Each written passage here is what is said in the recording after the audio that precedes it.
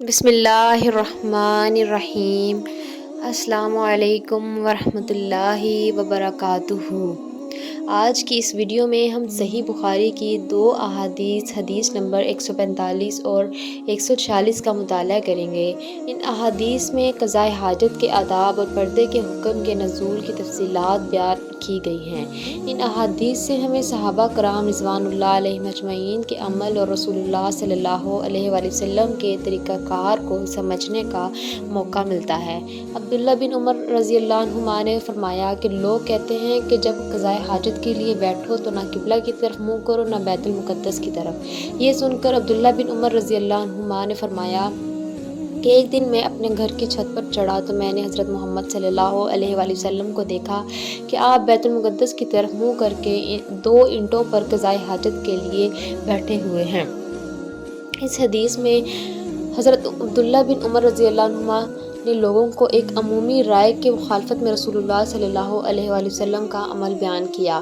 انہوں نے بتایا کہ نبی کریم صلی اللہ علیہ وآلہ وسلم بعض اوقات بیت المقدس کی جانب رخ کر کے قضاء حاجت کیا کرتے تھے۔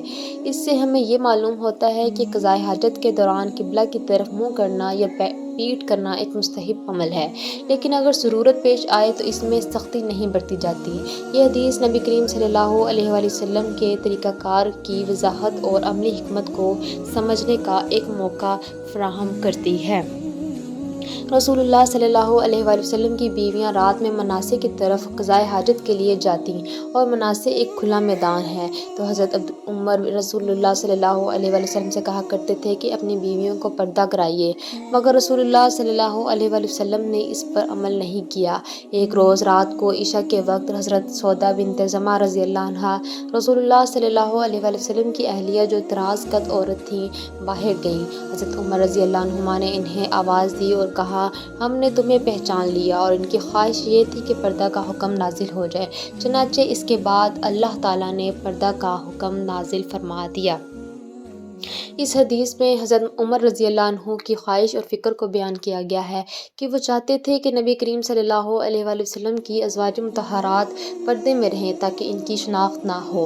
حضرت سودا بنت زمعہ رضی اللہ عنہا کے ایک واقعے کے دوران حضرت عمر رضی اللہ عنہ نے انہیں پہچان لیا، جس پر انہوں نے نبی کریم صلی اللہ علیہ وآلہ وسلم سے پردے کا حکم نازل ہونے کی دعا کی۔ اللہ تعالیٰ نے ان کی خواہش کو قبول کیا اور پردے کا حکم نازل فرما دیا۔ یہ حدیث پردے کی اہمیت اور اس کی حکمت کو واضح کرتی ہے۔ اسلام میں عورت کی عزت اور حرمت کی حفاظت کو بڑی اہمیت دی گئی ہے، اور پردے کا حکم اس بات کی علامت ہے کہ مسلمان خواتین کی عزت و تکریم محفوظ رہے۔ ان دونوں احادیث سے ہمیں اسلامی تعلیمات کی گہرائی اور صحابہ کرام رضی اللہ عنہم کے عمل کو سمجھنے میں مدد ملتی ہے۔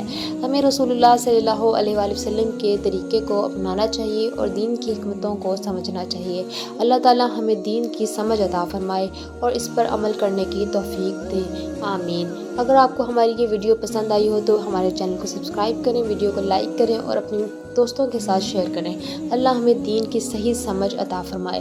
جزاکم اللہ خیرا۔